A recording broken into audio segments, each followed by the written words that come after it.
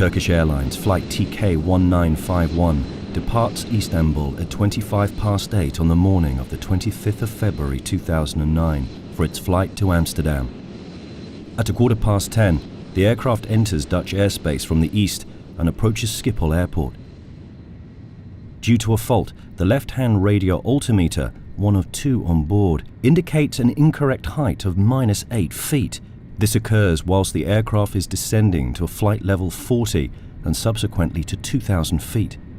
The incorrect radio height causes a total of 5 audible warnings to be heard in the cockpit. The pilots have noticed these warnings. There are 3 pilots in the cockpit. The co-pilot, who is flying the aircraft, is seated to the right.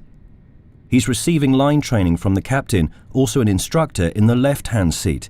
A first officer, acting as a safety pilot, is seated in the observer's seat, located in the center behind them.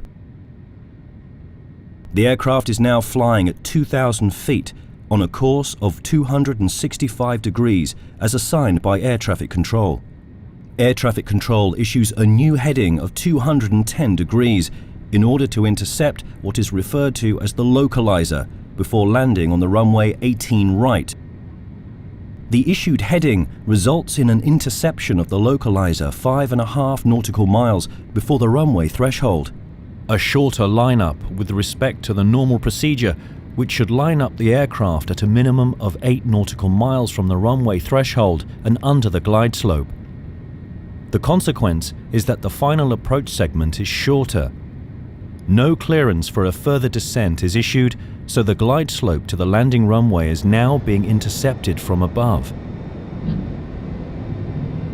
Once the aircraft intercepts the localizer, the throttles must be closed to allow the aircraft to descend to the glide slope. Due to the incorrect height measurement by the left radio altimeter, the auto throttle prematurely switches to the retard flare mode. This mode is usually activated in the final stage during the flight in order to reduce speed when above the landing runway. The immediate effect is, however, the same as if the system had functioned correctly. The throttles close.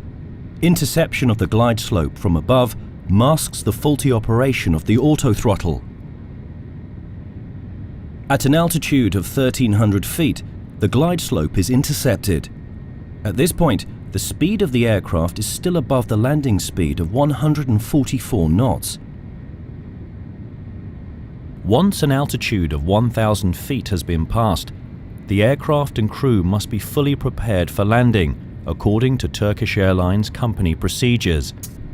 This, however, is not the case. The speed remains too high and the engine power too low, and the final position of the flaps remains to be selected. Furthermore, the crew are still engaged with the landing checklist. This may cause the speed to decrease unnoticed. The autopilot maintains the aircraft on the glide slope. In order to generate sufficient lift, the nose rises to well above the normal level. The pilots are unaware of this. Once the speed reduced to 109 knots, the stick shaker was activated. A warning that the aircraft is traveling too slowly and is at risk of losing all lift very quickly. The pilots respond to this, but inadequately. The aircraft crashes.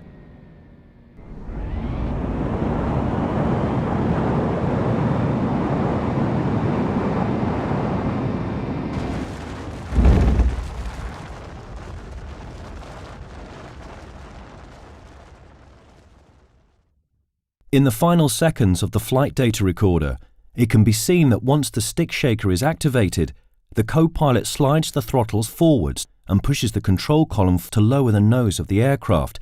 The captain takes over control, but the auto throttle is not deactivated, which means that it almost immediately closes the throttle again. The auto throttle and automatic pilot are then deactivated.